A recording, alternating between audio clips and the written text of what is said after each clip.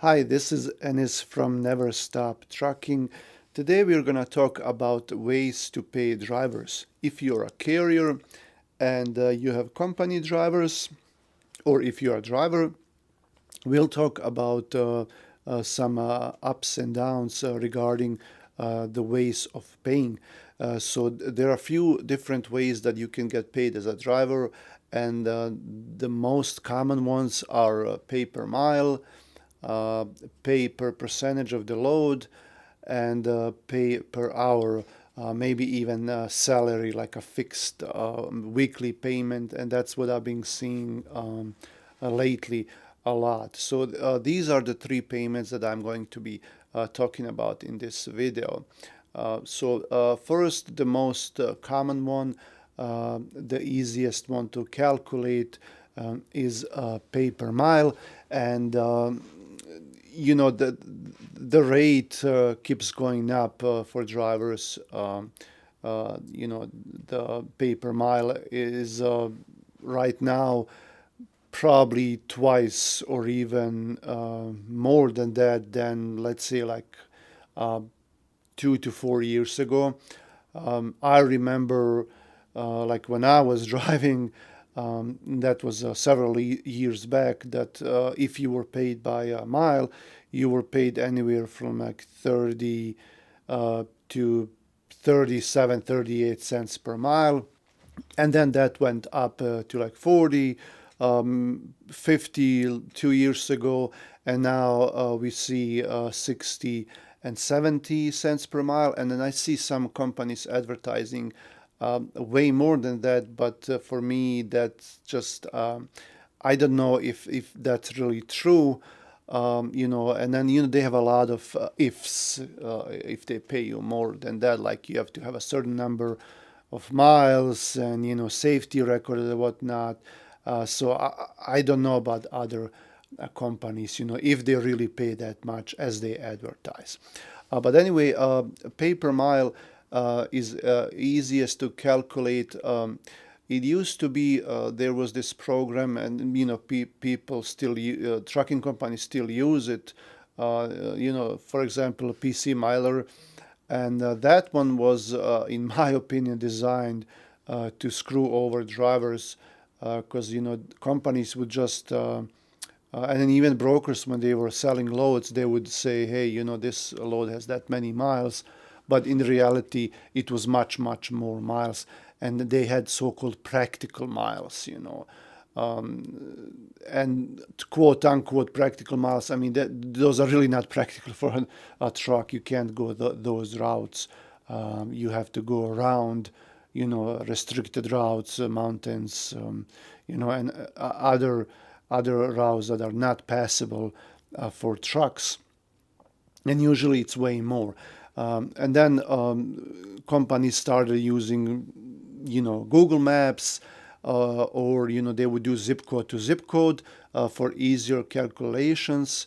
But then zip codes are big, and it wasn't always the correct pay. So I started, way back then, start paying my drivers from the odometer on their truck. And then it used to be, and it still is a practice in some companies, that they pay different rate for deadhead miles, empty miles, and then different rate for loaded miles. And then they had, like, sometimes they would have like first 50 or first 100 miles are free, like meaning the driver drives for free to get to the pickup. First, let's say 50 miles, and after that it's paid a different rate than what a loaded mile is paid. But for me, I decided to pay everyone the same. If I'm paying one rate to a driver, then I would pay the driver same rate for loaded and empty miles, uh, and also pay from the odometer. So whatever their odometer shows on their truck, they would send me the mileage Monday morning, when they deliver somewhere, and the next Monday morning when they deliver. So Monday morning to Monday morning, I pay them. So they just send me the starting mileage and the ending mileage. Sometimes even take a picture, and then I would just deduct it from each other, and then I come up with that, and I pay them. So whatever, I think to me that's the most honest way of paying. If you're paying by mile, is whatever the odometer says, and then I never ever saw anyone taking advantage of that. Like, people say, like, maybe they would on purpose go a different route, longer run. Nah, that's not, it just doesn't make sense to do that. And then I've never seen anyone do that. The second way of paying is pay uh, per percentage for to the driver, and then I think that's also an honest way of paying, because let's say your truck makes like $5,000 to $10,000 a week, and then the driver, let's just say the driver is paid 25% off of that. Okay, it used to be like when for like a couple of years I was driving, when I was a company driver, I was also paid by percentage, and I think it was 25%. And the rates go up, so at that time, it was normal to make like $5,000 to $6,000, a week in gross. Right now, the standards are a little bit higher, so then you can expect to get more money. Okay, and then I see some drivers are asking to be paid like 35%. That's really unrealistic, to get paid a third of that load, because the carriers have a lot of expenses that they have to pay. So I guess 25 to 30 would be a fair pay in my opinion. And then also that depends on how much the truck makes a week. If the truck makes a week, $10,000, then the driver is gonna get paid $2,500 to $3,000 a week. But if the truck makes 5,000, then it's gonna be half of that. But at the end, it probably comes to same, like depending how many miles you drive, and how much you're paid per mile, it's probably come out to same. This way, if you are paid by percentage, you can encourage drivers to drive more, to go take better paying loads. Okay, so usually good paying loads are, let's say, going to East Coast, and usually these are loads that are harder to finish, for the driver. It could be late pickup, late delivery, multiple stops, and things like that. And these loads usually pay more. So if you tell a driver that's paid by mile, then they're going to be like, well, this load is a hassle, I'm paid by mile. Why should I bother? I'm getting paid the same rate, and you as a carrier are paid way more for this load. Okay, so I should be paid extra.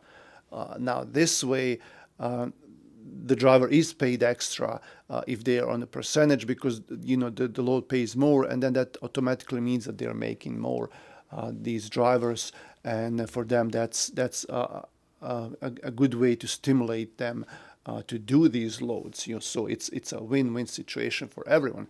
Now when the rates go down, the driver is still on 25 to 30%.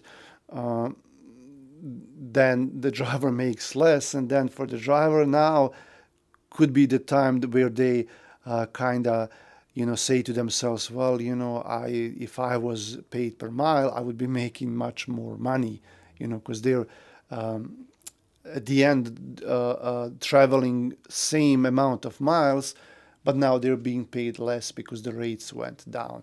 So you have to take all that into account if you're a driver, and or if you're a carrier, and you want to be paid or get paid that way.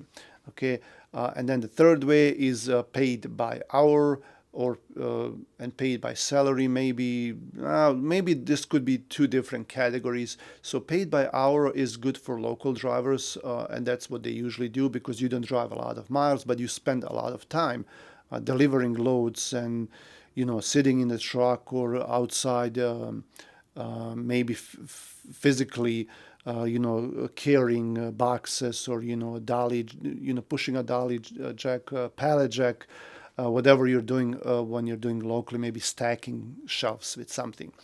So usually they pay by hour, and that's also a really honest way of paying if you're local, because you were paid for every minute. Like if you're driving over the road and you're paid by mile or by percentage. If you're not driving, if you're sitting in your truck, you're not paid. Let's say you're at delivery for 2 hours, no one is paying you. Sometimes companies have detention policies, so some companies will pay detention, some companies will not, but it's a standard practice that companies and drivers are paid usually after 2 hours of loading or unloading, meaning the first 2 hours are free. And then also, as you probably know, it's really hard to get detention pay from the brokers. Sometimes they pay it, sometimes they don't, and then there are a lot of excuses not to pay you.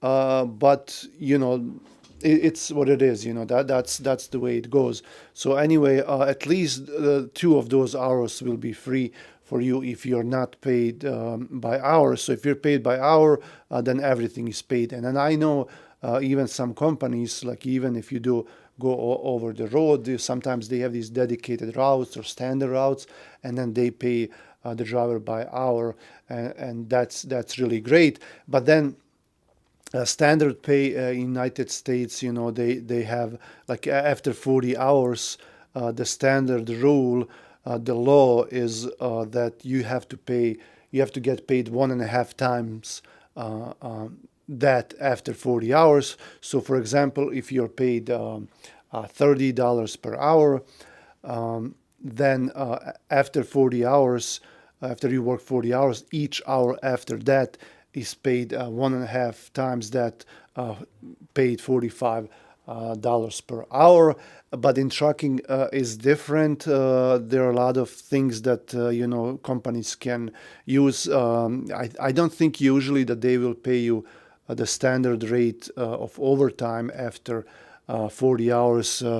It could be more than like 50 or 60 hours, or they don't have to pay. I don't know. I never paid by hour my drivers, so I don't know much about it. But I know that they pay in a different way. So you're not actually paid the standard overtime as if you were working for a regular company. So paid by hour is also another good way of paying, and I think that you can't get screwed over for that. No matter if you're driving locally or over the road, if you're paid for every hour, then that's really a good way of getting paid for you as a driver. Now, and then there's one more option, and that's salary or fixed pay per week. And then I see a lot of ads that companies are advertising fixed pay, like we're going to pay you this much every week, no matter what. And then I'm sure there are some stipulations to that, as in like you have to drive so many miles, or you have to stay on the road for so many days, or something like that, because you can't. It wouldn't be fair to anyone that you get paid same for driving 6 days in a week, and driving 2 days in a week, and you get paid for the full week. Okay, so there has to be something. I had one driver at one time we were doing that. I paid him every week same amount of money, and then at that time, that salary of his was equal to, because we were doing like he would go out 1 week, full week, and then the second week he would stay out for like 4 days or something like that, and then every week that he goes out for the full week, he would do like 3,000 miles, and then the week that he stayed out 4 days, he would do 2,000 miles. So his average was 2,500 miles every week. And then we did the standard rate. I think I went a little bit higher than the standard rate, and then we multiply that by 2,500 miles, and then we came up with the salary that equals to 2,500 miles a week, and then I paid him every week that, no matter if he stayed out full week or like 4 days.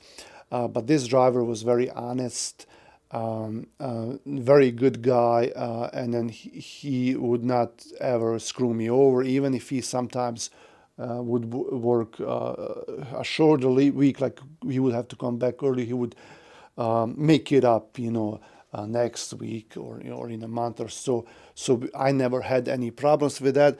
But just know that you have to have a good driver who is not going to take advantage of that. And now I see these crazy rates that they're promising drivers, that they're gonna pay them every week this much money, and then I'm thinking to myself, well, sure, if there's a good week, then yeah, you can pay the driver that much, and the driver deserves it.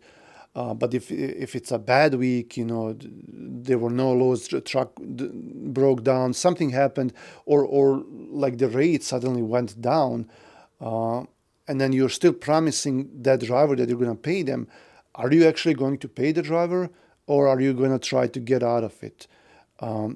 If you pay the driver, which is the honest way of doing business because you promised, then you're not going to make any money as a carrier.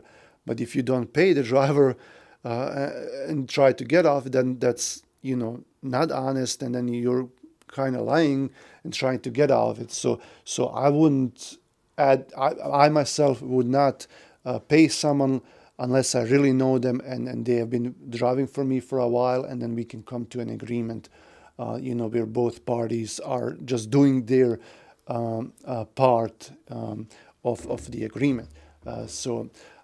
Yeah, like the video, like always, subscribe to the channel, come back for more, and then I'll see you around. Thanks for watching.